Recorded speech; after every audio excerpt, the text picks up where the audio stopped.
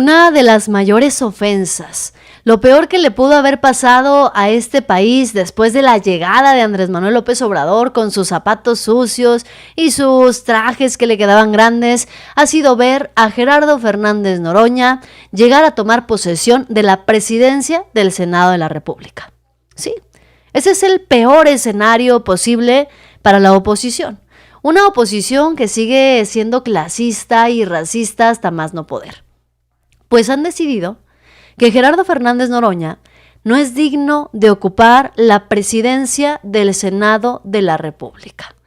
Han decidido que es ofensivo que alguien como Noroña represente la presidencia del Senado. Eso les ofende de sobremanera. No les ofende ni les importan los desvíos millonarios, no les preocupa en absoluto que se gaste el dinero de los mexicanos en aviones presidenciales y demás. No.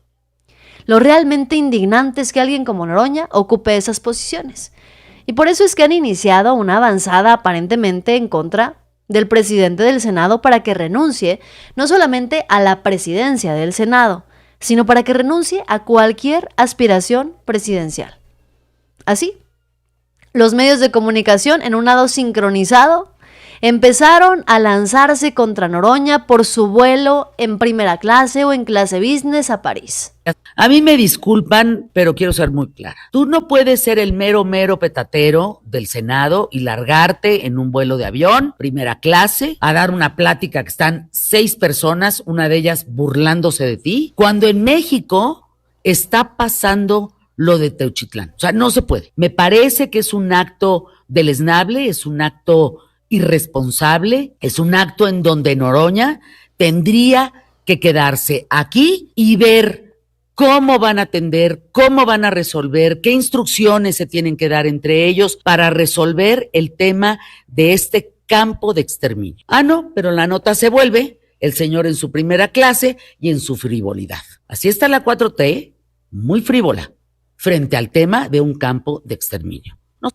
Así está la 4T, muy frívola, dice Fernanda Familiar, pero no le parecía frivolidad Enrique Peña Nieto, no le pareció frivolidad Felipe Calderón, no le pareció frivolidad Margarita Zavala o sus compadres Genaro García Luna y su esposa. Eso no eran frivolidades. Eso pues eran daños colaterales, eran pandilleros, eso tenía una justificación. Está muy indignada Fernanda Familiar y otros tantos porque Noroña viaja en avión en clase business a París en medio de la crisis de Teuchitlán. Muy indignada, pero ni una sola palabra dijeron de los gobernadores panistas cuando llegaron en aviones privados a una reunión en Guanajuato. En Guanajuato, el estado más violento del país. Esto fue en junio del 2020. Por un lado, los gobernadores del PAN exigieron a la federación que la repartición del presupuesto fuera mayor, pero por otro lado, pues viajando en aviones privados ahí en Guanajuato, el estado más violento del territorio nacional. Así, el nivel de incongruencia de estos personajes. Gerardo Fernández Noroña contestó, pero no fue una respuesta simplona.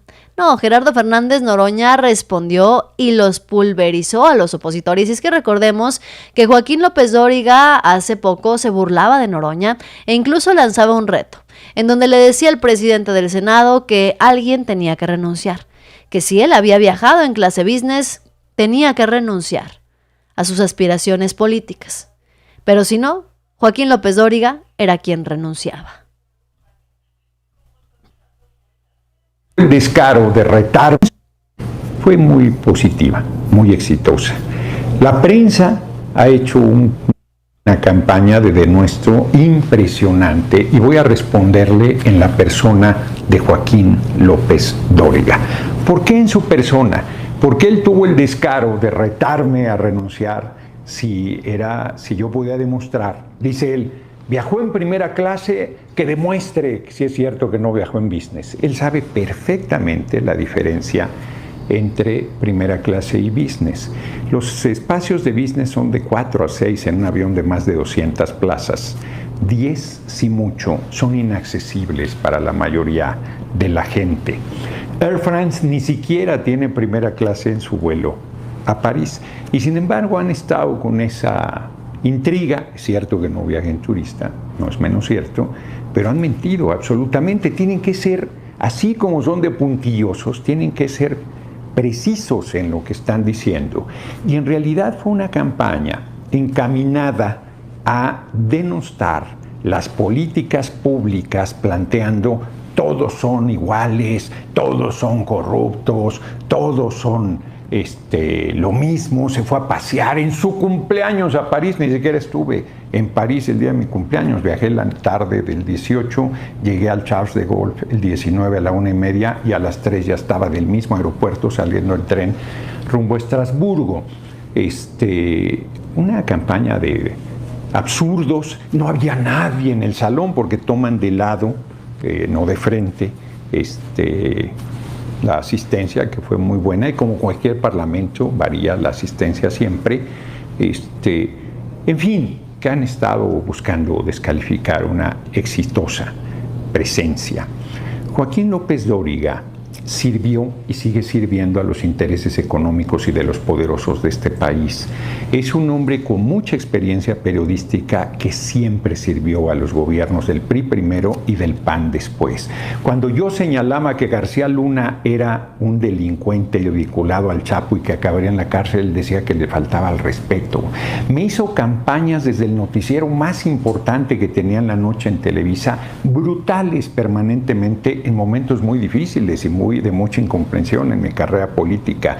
Nunca le reclamé ese tipo de cosas, cuando muchos años después me tocó que me invitara a su espacio en la radio. Siempre lo traté con respeto y él está molesto porque dejé de ir frente a sus manejos torcidos contra el compañero presidente López Obrador.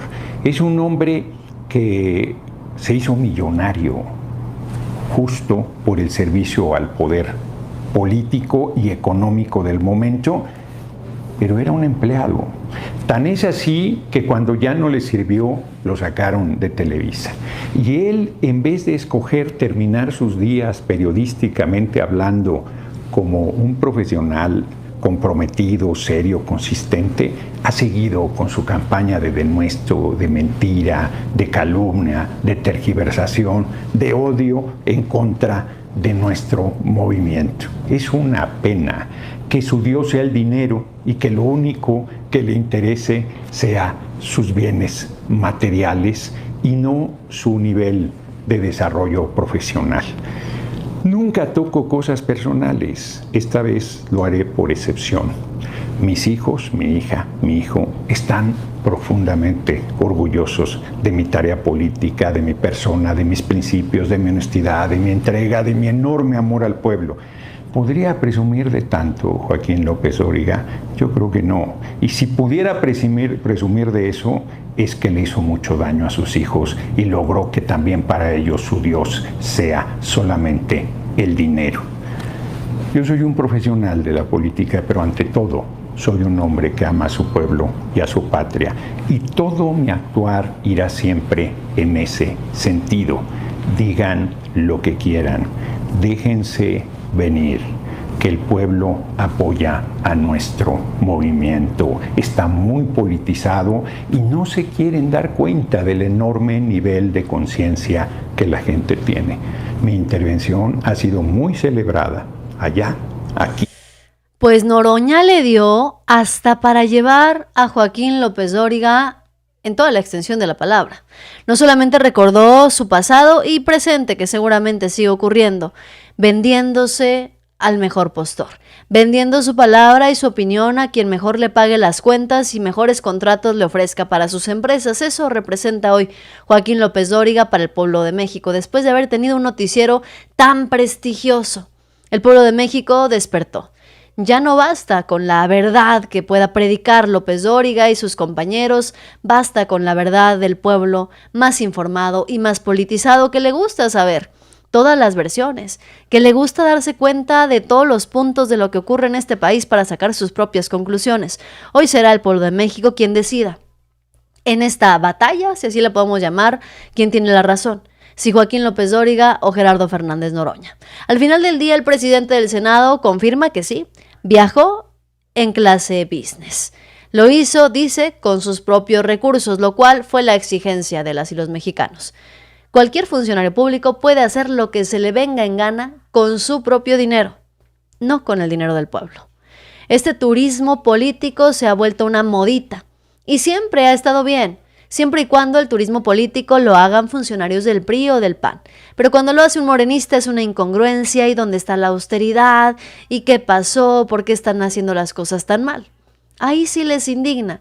Y eso es lo que molesta, la hipocresía de estos personajes, la hipocresía y el cinismo de quienes ahora les preocupa tanto en qué se gasta el presupuesto del pueblo cuando antes no decían ni una sola palabra.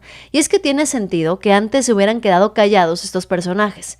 Si antes se quedaban callados todos estos personajes de cómo se utilizaba mañosa y mafiosamente el presupuesto de los mexicanos, pues es porque quienes se beneficiaban de ello eran pues ellos solitos. Antes no les preocupaba quién viajara en primera clase o si se gastaban miles de millones de pesos en el peinado de Peña Nieto o en las toallas de Vicente Fox. ¿Por qué? Porque también ellos recibían miles de millones de pesos del presupuesto de los mexicanos. Hoy las cosas son distintas. Si quieren viajar en primera clase, que lo hagan con su propio dinero, no con el dinero del pueblo. Y si les va a indignar el turismo político de Gerardo Fernández Noroña, debería indignarles también el turismo político de personajes del PRI como Alejandro Moreno, que se acababa de ir a hacer turismo a Estados Unidos. Y también estuvieron en España Mariana Gómez del Campo, y los panistas a cada rato se van a Europa a hacer turismo político con cargo al presupuesto del pueblo. Pero ni una sola vez, al menos en los últimos 7 años, se ha visto ni a Joaquín López Dóriga, ni a Fernanda Familiar, ni a nadie pidiéndole cuentas a los prianistas por su turismo político. Ni una sola vez hemos visto a los personajes de los medios de comunicación tradicional exigiéndole cuentas a los panistas o priistas por irse de vendepatrias al extranjero. Hay que ser parejos. Si quieren ser respetados y tener credibilidad, hay que ser parejos, hay que decirlo. Y todo esto recae no solamente en una campaña de golpeteo hacia Gerardo Fernández Noroña, sino también hay que decirlo hacia la presidenta de México y el proyecto de nación. Un proyecto de nación que respaldado, se les olvida, por 36 millones de mexicanos. Un proyecto de nación que, miren, quiero que escuchen esto, porque ese proyecto de nación, el de Claudia Sheinbaum, no solamente tuvo el respaldo en votos de 36 millones de mexicanos, sino que también hay que decirlo, tiene una aprobación de 85%, dicho por El Financiero, que no es un medio precisamente pues admirador de la 4T. En la última medición de la presidenta de México, en esa encuesta, la de Financiero, que castiga permanentemente durante la elección a Claudia Sheinbaum, como antes a Andrés Manuel López Obrador, antes a López Obrador, le da un 85% de aprobación, lo cual te dice algo muy poderoso. Ahora, no es la única encuesta que tiene esos resultados a partir de los levantamientos que hacen. No, casi sin excepción, con diferencias, pero todas las encuestas apuntan a un mayor respaldo popular de la presidenta Claudia. Saludos a Álvaro Delgado y Alejandro Páez, que estrenaron justamente su programa ahí en Canal 11 el domingo. Un abrazo, éxito en este programa que seguramente les irá excelente, como ya les va de por sí en su canal de YouTube de los periodistas. Y bueno, tienen mucha razón, ¿eh? La presidenta Claudia Sheinbaum tiene una aprobación del 85% dicho por El Financiero. Pero más allá de eso, tiene una aprobación gigantesca para toda la bola de ideas o de esperanzas que tiene la oposición de que le vaya mal a México. La presidenta Claudia Sheinbaum tiene una aprobación que no coincide con el México que dice la oposición que vivimos. Ellos dicen que nadie quiere a Claudia Sheinbaum, que Morena va a salir por la puerta trasera, que los van a derrocar. Pero entonces, ¿por qué Claudia Sheinbaum tiene tanta aprobación? Fíjense, anunciando más noticias positivas para el gobierno de México, pero no para la derecha. El AIFA, la central camionera, ese aeropuerto que está solo, va a ser el aeropuerto oficial de la Copa Mundial de la FIFA 2026. Trancazo para la derecha mexicana, uno tras otro. Y encima quisieron poner de su propio héroe nacional a Nayib Bukele, el presidente de El Salvador. Ya le contestó la presidenta de México que no se va a meter en problemas ni en ninguna situación de esta de chismecitos que tanto añora la oposición. Pero ¿saben quién lo puso en su lugar? Lo que menciona Ruiz Gelí, no tiene pierde.